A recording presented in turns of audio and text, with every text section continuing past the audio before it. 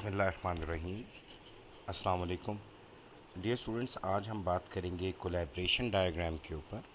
और जैसा कि हम जानते हैं कि रब के अंदर हमारे पास इंसेप्शन होती है, इलेबोरेशन होती है, कंस्ट्रक्शन और ट्रांजिशन।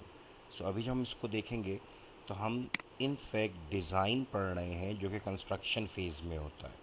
यानी हमने कुछ बुनियादी डायग्राम्स बना ली थी और हम देखना चाहते हैं कि उन डायग्राम्स को आगे इन्हांस कैसे करना है। तो अब हम बात करते हैं यहाँ से कि डिज़ाइन में we are going to produce three types of models. तीन तरह के मॉडल्स बनने वाले हैं। एक को हम कहते हैं इंटरेक्शन डायग्राम, फिर क्लास डायग्राम और स्टेट डायग्राम। जैसा कि मैं पहले बता चुका हूँ कि इंटरेक्शन डायग्राम्स जो होती हैं ये हमारे दो ऑब्जेक्ट्स या ज़्यादा के बीच में जो इंटरेक्शन, जो बातचीत, जो मैसेज पास हो रहे होते हैं ये उनको दिखाती है।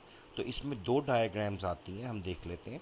The UML provides two diagrams to allow us to express the interaction of objects के ऑब्जेक्ट्स कैसे आपस में इंटरेक्ट करेंगी उनको दिखाने के लिए दो डायग्राम्स हैं, जिसमें से एक का नाम सीक्वेंस डायग्राम है और जो आज अभी हम पढ़ेंगे वो है collaboration diagram. So these two diagrams are very closely related and collectively are called the interaction diagrams.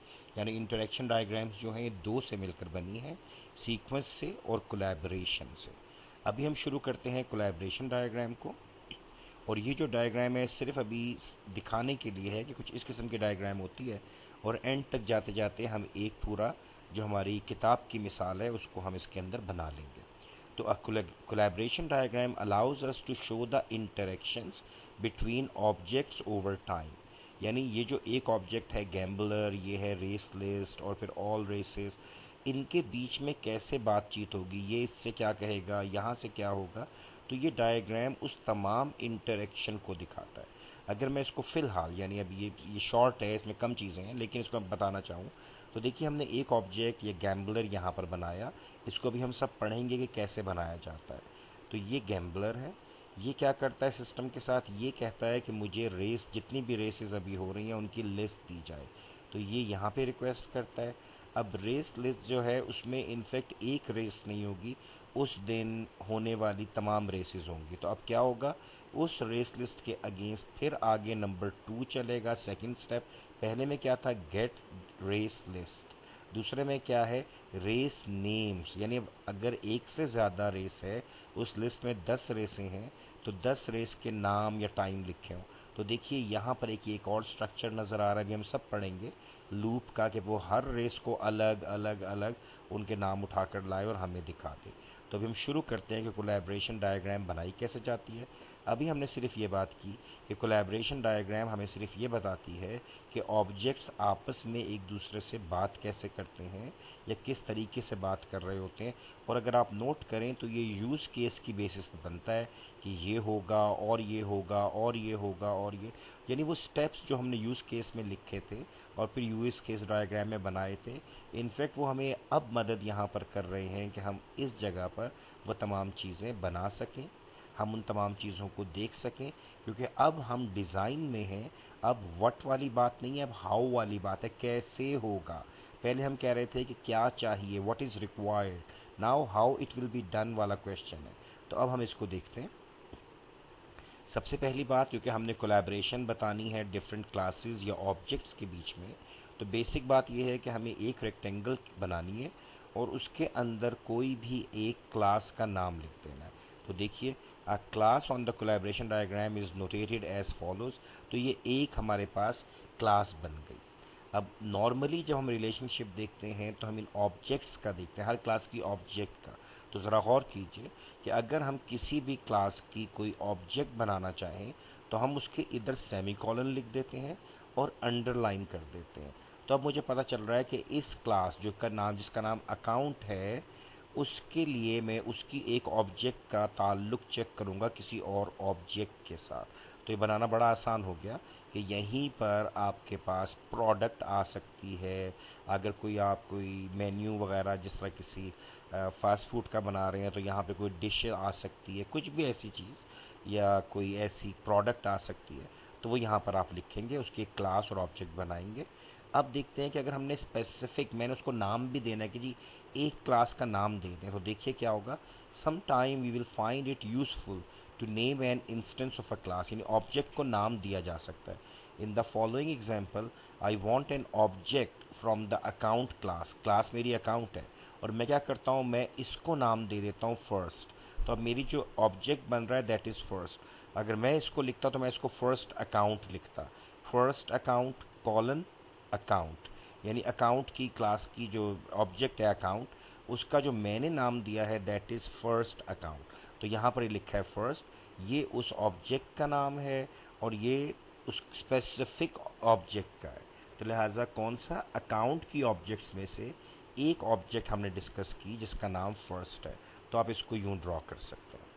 अब देखिए, if we want one object to communicate with another object, हम चाहते हैं एक दूसरे से बात करें, तो हम क्या करते हैं, हम इन्हें एक लाइन से जोड़ देते हैं।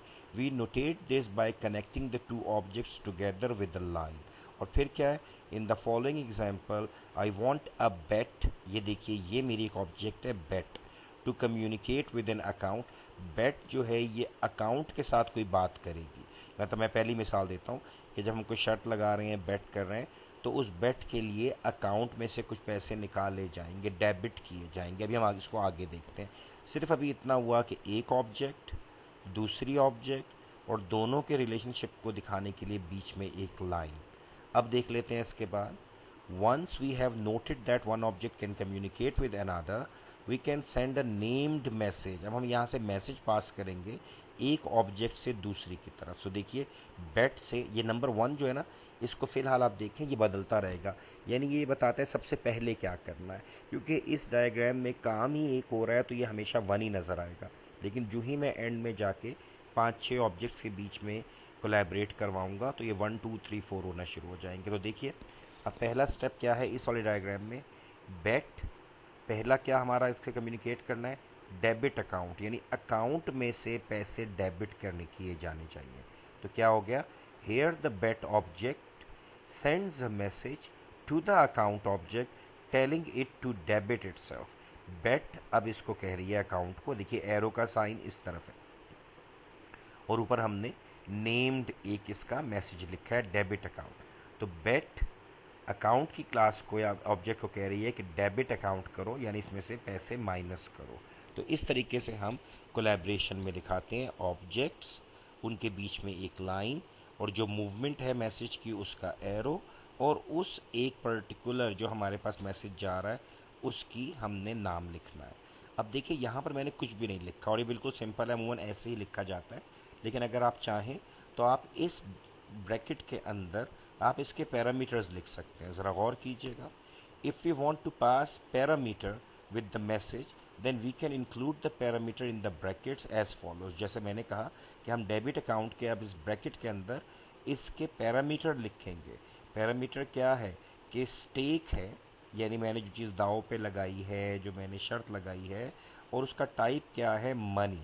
तो अब यहाँ पर देखिए कि हो क्या रहा है, the data type of the parameter. अब यहाँ पे डेटा टाइप क्या है, in this case a class called money, ये देखिए मनी है, कैन बी शोन, क्या कह रहा है, ये ऑप्शनल है। इसीलिए मैंने कहा कि अमूमन आपको यूँ नज़र आएगा इस तरह से, लेकिन अगर आप चाहें कि हम उसके अंदर पैरामीटर पास करें या दिखाएं तो फिर हम उसके अंदर लिख सकते हैं। तो अब क्या हो रहा है, बेट कि जो ऑब्जेक्ट है वो अकाउंट की ऑब्जेक्ट से कह रहा है कि अकाउंट डेबिट कीजिए, कुछ इसमें से निकलेगा and that will be some cash, कुछ स्टेक होगा जो कि कैश होगा, मनी होगी। तो देखिए यहाँ पर हमने इसको बनाया। इसके बाद फिर वो कहता है कि ज़रूरी नहीं है, लेकिन अगर आप चाहें तो किसी पर्टिकुलर लैंग्वेज में, अगर आप सी यूज़ कर रहे हैं, कोई जावा यूज़, कोई और भी कोई भी लैंग्वेज, तो आप चाहें तो आप यहाँ पे इसको उसी सिंटेक्स में लिख सकते हैं। लेकिन जनरली क्या होता है, the following syntax is recommended in the UML। ये एक जनरलाइज स्टैंडर्ड हमें दिया गया है कि आप यूँ लगा लें कि हमने कोई मैसेज लिखा, ब्रैकेट में उसके पैरामीटर लिखे, अब मैं दिखाऊंगा भी रिटर्न टाइप क्या है, और रिटर्न टाइप लिखा, तो बस ये काफ़ी है।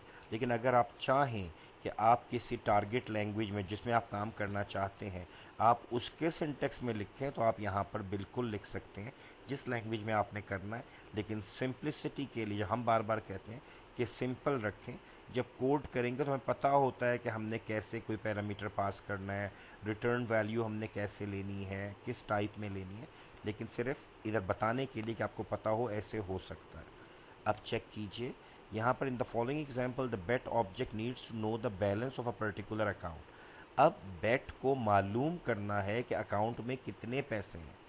तो अब ये देखिए, फिर मैंने कहा वन, क्योंकि यहाँ पे काम ही एक हो रहा है, बार बार वन नज़र आता रहेगा। बैलेंस क्या है, गेट बैलेंस, यानी बेट जो है अकाउंट से कह रही है कि भाई बैलेंस भेजो, या गेट कर रही है यहाँ से बैलेंस। और रिटर्न क्या होने वाला है, यहाँ से अकाउंट से हमें कोई नंबर मिलेंगे, न्यूमेरिक्स, इंटीजर। तो देखिए यहाँ पर रिटर्न वैल्यू को भी लिख दिया गया है। So get balance is sent and the account object returns an integer. तो ये हमें वापसी पर यहाँ से बताएगा 5,000, 10,000, 5 लाख, 50 लाख। तो इस तरीके से हमें वापस आएगा। तो फिर आसानी के लिए दोबारा वापस चलते हैं। ये देखिए डिटेल्स हो गई, लेकिन अगर मैं दो इसके पीछे जाऊँ तो देखिए 1 डेबिट अकाउंट, 1 गेट बैलेंस। तो बस ब्रैकेट में अगर नहीं भी लिखेंगे तो बाद में लिख सकते हैं, और अगर चाहें कि ज़्यादा तफसीली हो तो आप लिख भी सकते हैं। अब देखिए कोलैबोरेशन डायग्राम में लूपिंग होती है। लूप का मतलब क्या है कि एक से ज़्यादा दफ़ा चलना, क्योंकि हमें एक से ज़्यादा वैल्यूज़ मिलने की उम्मीद होती है या पता होता है कि मिलेंगी। देखिए, if we need to introduce a loop into a collaboration diagram we use the following syntax या फॉलोइंग नोटेशन।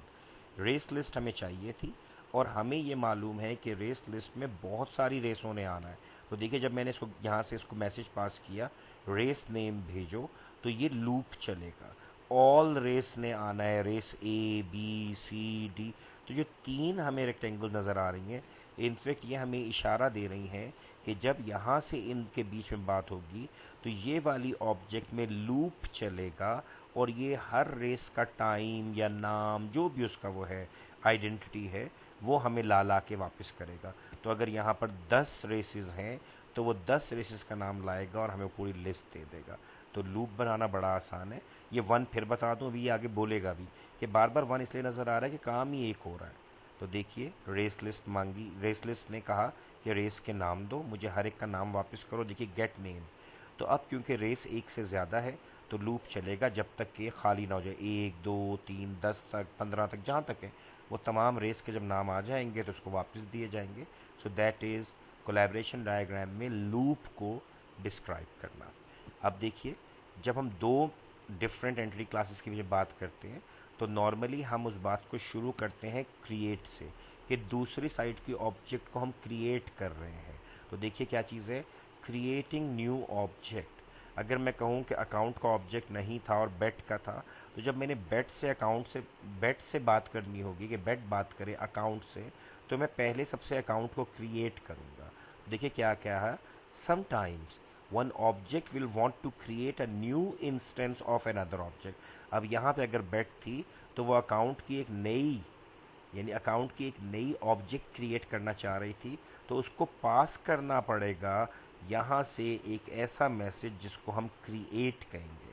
तो क्या हुआ, the method for doing this, यानी एक नई ऑब्जेक्ट अकाउंट क्रिएट करने के लिए, this varies between languages. Language अलग अलग काम करती हैं, लेकिन यूएमएल क्या कर रहा होता है, थ्रू द फॉलोइंग सिंटेक्स, यानी हम लिखते हैं क्रिएट। तो अब बेट क्रिएट्स अकाउंट, तो अब क्या हो जाएगा कि हम यहाँ से इस वाली एक ऑब्जेक्ट को क्रिएट कर रहे हैं ताकि हम इससे अपनी मतलब की चीज़ ले सकें।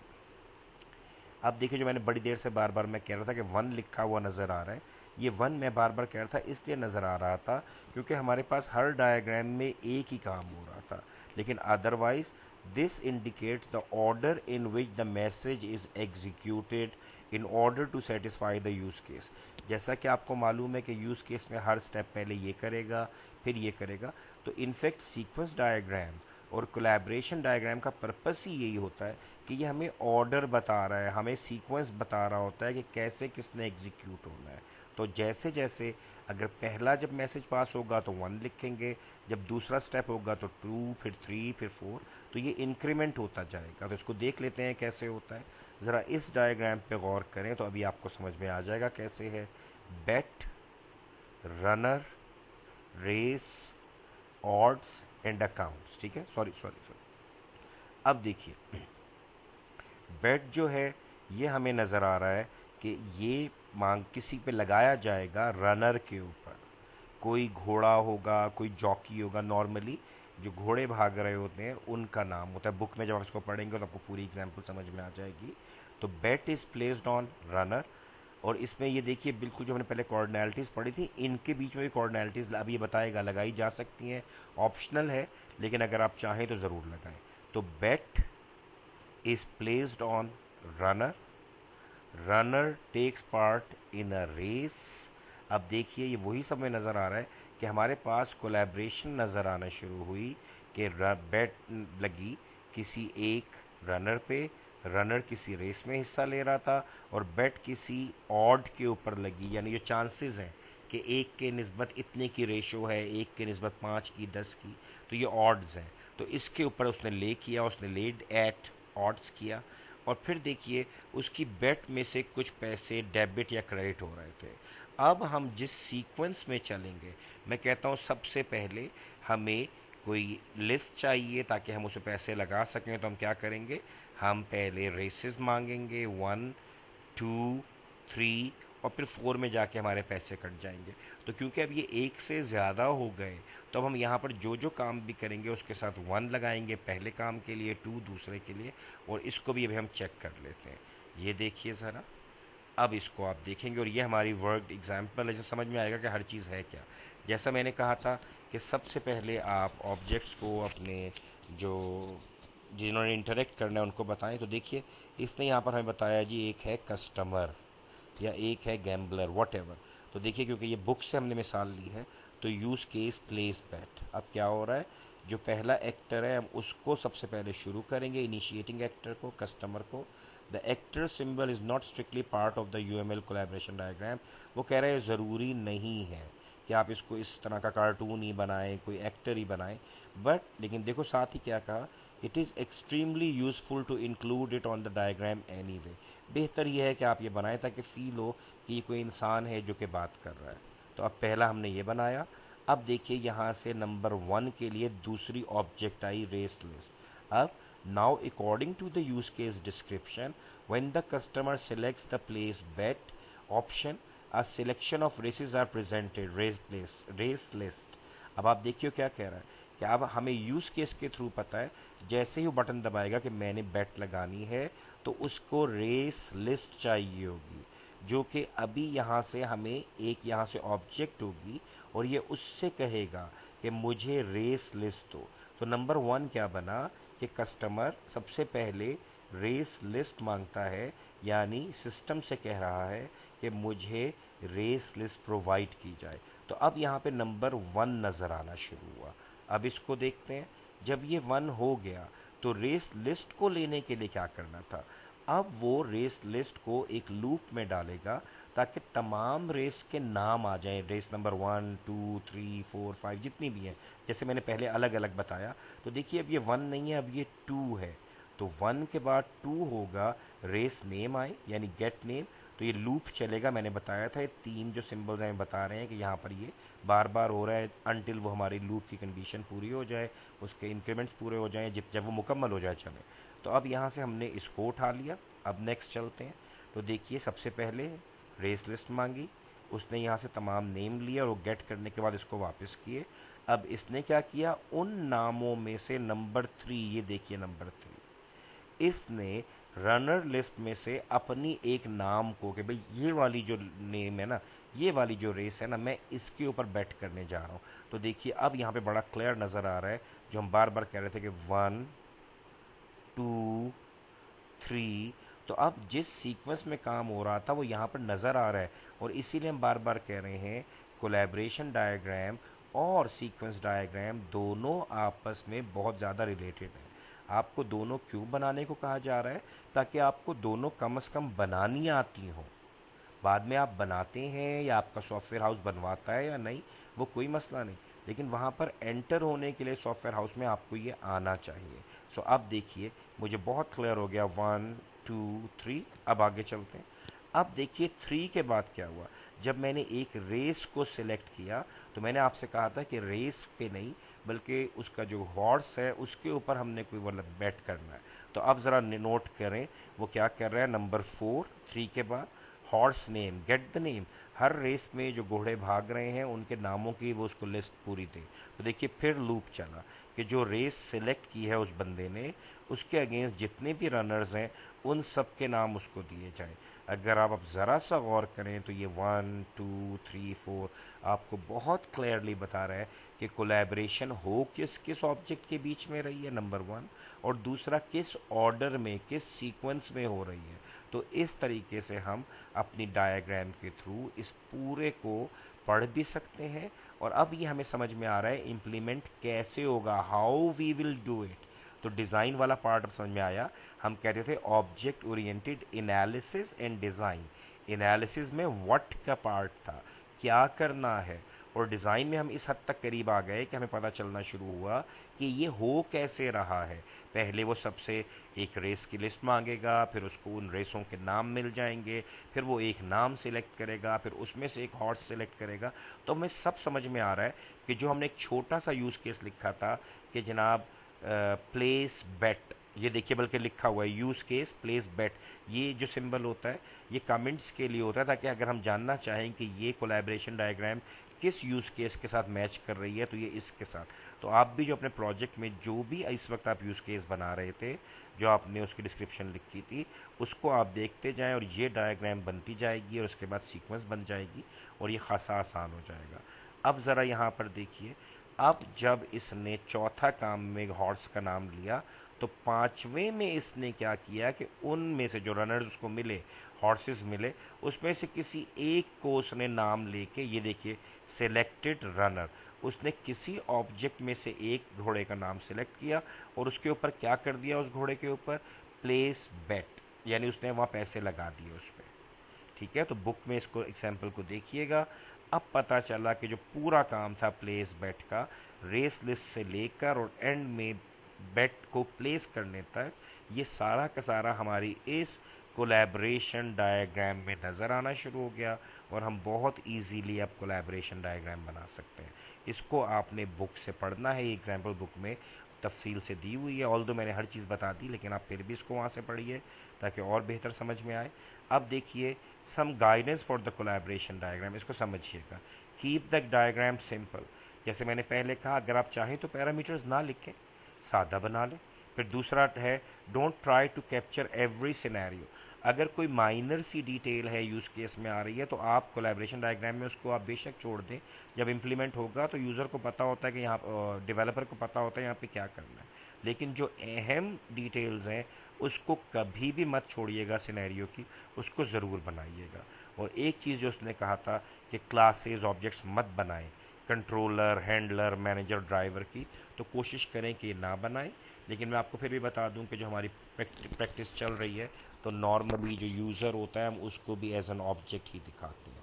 मैं इसको कुछ एग्जांपल के साथ और बता दूं, पहले आप ये देख लें हो क्या रहा है, सिंबल्स देख लें। जो हमने ऑब्जेक्ट बनानी थी जिसने एक दूसरे से बातचीत करनी थी, तो मैंने क्या कहा था, अंडरलाइन करें, सेमीकोलन लगाएं, ऑब्जेक्ट का नेम लिख दें। और अगर स्पेसिफाई करना है एक अलग नाम से उस ऑब्जेक्ट को नाम भी देना है तो लेफ़्ट साइड पे उसका नाम लिख दें। अगर आप, और जो एसोसिएशन है वो लाइन है, और जो मैंने आपको पहले लेक्चर में पढ़ाया था रिलेशनशिप के दौरान में कि इनके बीच में कोऑर्डिनैलिटीज़ होती हैं, तो इधर भी होती हैं। अगर आप देखें तो ज़ीरो से लेकर मैनी तक, 1 से लेकर मैनी तक, और अगर अब मैं इसको देखना चाहूँ तो मैं ये देख रहा हूँ कि मैक्सिमम देखते हुए मुझे मैनी टू मैनी का रिलेशनशिप लग रहा है। तो अगर आप चाहें तो कोऑर्डिनैलिटीज़ भी शो करें। मैसेजेस का मैंने आपको बताया कि एरो होता है और इसका रुख उस तरफ होता है जिस तरफ आप बात कर रहे हैं। इसको नंबर किया जाता है, ये देखिए 1 2 3 4 वगैरह। फिर जो भी आप मैसेज पास कर रहे हो फंक्शन, और अगर चाहें तो इस ब्रैकेट के अंदर उसके पैरामीटर्स लिखिए। ये आपके पास एक छोटा सा डायग्राम आ गई ताकि आपको याद रहे। अब क्या चीज़ हुआ, देखिए हम एक और डायग्राम देखने जा रहे हैं जिसमें एक कोर्स एडमिनिस्ट्रेटर, एक ऐसा बंदा जो कि कोर्सेज क्रिएट करता है। आपका ऊट का कोर्स हो गया, आपका ओएस का कोर्स हो गया, आपका नेटवर्क का कोर्स हो गया, आपका कोई और कोर्स है, तो जो हमारा प्रोग्राम ऑफिस है फ़र्ज़ करें वो इसको इन्वोक कर रहा है, वो कोर्सेज क्रिएट कर रहा है। और अब वो वो एक फंक्शनैलिटी इम्प्लीमेंट करेगा कोर्स क्रिएट करने की या मॉडिफाई करने की। और जब कोर्स क्रिएट हो जाएगा तो वो उस कोर्स के अंदर कुछ टॉपिक्स डालेगा। जैसे हर एक कोर्स के अंदर कई कई टॉपिक्स होते हैं, वो लिखेगा। और फिर वो उस कोर्स को किसी ट्यूटर के साथ जोड़ देगा या कि उस कोर्स को किसी टीचर को असाइन कर देगा। देखते हैं कैसे होता है, ज़रा इधर देखिए। ये आपका यूज़र है जिसको हमने बार बार कहा था कि कोशिश करें। वैसे तो हमने कहा कि जी ये होता नहीं है, हार्ड एंड फास्ट नहीं है, लेकिन अगर कोई बंदा है तो आप एक्टर बना सकते हैं। तो यूज़र नंबर 1 मैनेजेस कोर्स, वो मैनेज करना चाह रहा है। अब उसके पास कोर्स एडमिनिस्ट्रेटर है, वो क्या करता है नंबर 2 पे, वो कोर्स क्रिएट करता है। देखिए ज़रा ऑब्जेक्ट कहाँ है, ये रही। तो 1 में यूज़र मैनेज करना चाह रहा है, कोर्स एडमिनिस्ट्रेटर क्या कर रहा है, क्रिएट कर रहा है। और फिर देखिए जो कोर्स एडमिनिस्ट्रेटर नंबर 3 पे जब कोर्स क्रिएट हो जाएगा तो वो उसमें टॉपिक्स क्रिएट करेगा। अब मैं देख सकता हूँ एक कोर्स में जब शुरू होगा तो कोई भी टॉपिक नहीं होगा, लेकिन जब उसमें टॉपिक ऐड करते जाएंगे तो एक कोर्स के अंदर मैनी टॉपिक्स होंगे। और ये भी मुमकिन है कि एक ही टॉपिक शायद वो कम से कम तो एक कोर्स में होगा पक्का, लेकिन ज़्यादा में भी हो शायद। यानी वो वूड में भी है, वो डेटाबेस दोनों में मॉडलिंग हो रही है, तो शायद वो टॉपिक यहाँ पर भी मौजूद हो वूड में भी, तो ये मैनी नज़र आ रहा है। तो अब यूज़र ने मैनेज किया, करवाया कोर्स, कोर्स एडमिनिस्ट्रेटर ने कोर्स क्रिएट किया, टॉपिक क्रिएट किया, और उसके बाद उसने कोर्स को कोई भी ट्यूटर्स असाइन किए। सो नंबर 4 ये है। अगर आप इस डायग्राम को देखें तो आपको इजीली समझ में आ जाएगा जो हमने पढ़ा था कि हर ऑब्जेक्ट का एक रेक्टेंगल, उनके बीच में लाइन, और उसके साथ वो काम जो हो रहा है और उसके नंबर यानी सीक्वेंस 1 2 3 4। अब ऐसा नहीं हो सकता कि हम ट्यूटर पहले क्रिएट कर दें जबकि कोर्स ना हो, क्योंकि ट्यूटर है वो कोर्स के ऊपर डिपेंड करना शुरू हो गया। तो पहले ये होगा सीक्वेंस में, फिर टॉपिक्स होंगे और फिर ट्यूटर आएगा। तो ये एक और डायग्राम थी जो आपको बताई गई। अब आपने ज़रूर ये कोशिश करनी है कि बुक से ज़रूर देखें, क्योंकि जो एग्जाम्पल आपकी इसमें चली है, जो हमने पढ़ी है, वो आपकी बुक से ली गई है बेट वाली, उसको आपने ज़रूर वहाँ से देखना है। तो आप इसको कीजिए, होपफुली अब ये आपके लिए आसान हो जाएगा। इसको ट्राई करें और इसको अपने प्रोजेक्ट में इम्प्लीमेंट करें। अस्सलाम वालेकुम वरहमतुल्लाह।